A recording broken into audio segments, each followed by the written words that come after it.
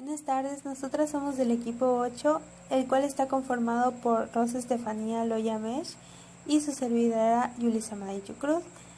El día de hoy les vamos a hablar acerca de la educación posterior al periodo revolucionario. Bueno, la educación posrevolucionaria en el periodo posterior a 1917 se formalizaron las características del nuevo Estado mexicano. Ya dicho lo anterior, eso no quería decir que existe una ruptura total con el sistema educativo que fue heredado por el porfirianismo, ya que en la práctica de este modelo pedagógico se permitió que se mantuvieran las escuelas y sobre todo en lugares donde la lucha armada no fue tan fuerte. Este modelo estaba centrado básicamente en el medio urbano y en la educación de las élites gobernantes. Contrariamente, el nuevo Estado, en el aspecto educativo, tuvo básicamente enfocado en la escolarización de los campesinos y evidentemente en la atención del medio rural y del medio popular. Durante el gobierno de Venustiano Carranza, en diciembre de 1914, estableció que los municipios se hicieran cargo de la educación pública, con el fin de fortalecer los lineamientos de la Convención del Municipio Libre. Pero esta política impactó de manera negativa en la educación, ya que todos los informes coinciden que durante los siguientes 3 años en las escuelas que funcionaron bajo el control municipal no lo hicieron bien debido a las carencias económicas y humanas de los gobiernos municipales. Es por ello que con el nuevo nacimiento del Estado se trazó 2 objetivos básicos respecto a la educación pública, el cual es la alfabetización masiva de los habitantes del país y la institucionalización de la escuela como representación del Estado, sobre todo en las áreas rurales lejanas. 1917. En la Constitución de este mismo año, en el artículo 3, se establecía que la enseñanza tenía que ser libre, pero también tenía que ser laica. Esta dándose solamente en la educación primaria y en la educación superior. Cabe recalcar que las escuelas superiores eran aquellos que impartían solamente en establecimientos particulares. Se tomaba también en cuenta que ninguna corporación religiosa ni ningún ministro de algún culto podría dirigir o establecer en alguna escuela primaria. Bueno, tengo que mencionar que en ese entonces las primarias, por así decir, estaban como que divididas. ¿Por qué les digo divididas? Porque se basaban en el que una escuela primaria, pues normal, por así decir, en ese entonces impartían gratuitamente la enseñanza, a comparación de las escuelas primarias que eran particulares. Ahí no, ahí prácticamente se establecían sujetándose más que nada a una vigilancia oficial dentro de la escuela.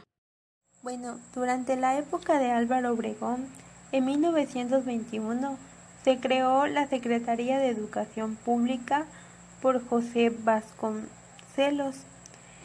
Esto se creó con el fin de formalizar la intervención estatal en la educación y también incorporar sus propuestas de dotar a los mexicanos de una identificación nacional mediante la alfabetización y la difusión de una cultura que los uniera a sus raíces históricas. Y para lograr lo anterior, se planeó la división de la Secretaría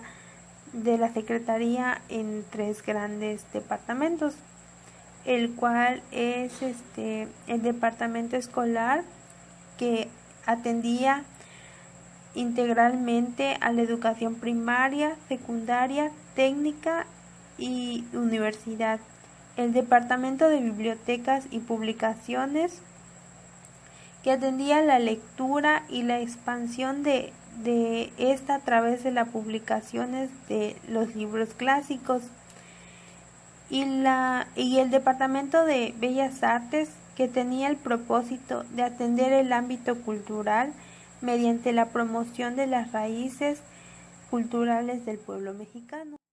De ahí, en 1922, se implementaron en el ámbito nacional las delegaciones federales de educación y en 1923 se estableció una ley estatal que privilegiaba la educación rural e indígena, la cual consistía en que la educación primaria tendría por objeto la preparación de la niñez al máximo de la eficiencia personal y social, y que beneficiaría individualmente y sería solamente nacionalista.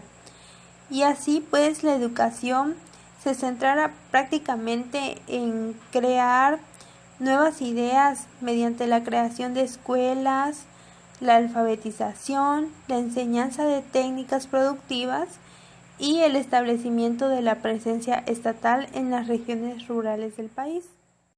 Plutarco Elías Calles.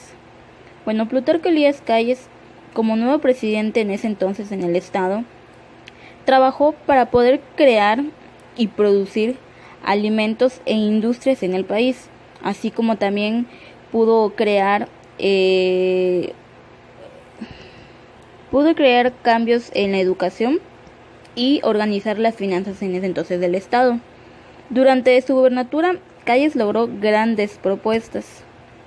En el ámbito de la educación pudo lograr lo que fue la más importante, que fue en 1925, el cual creó las primeras 5 secundarias dependientes de la SEP.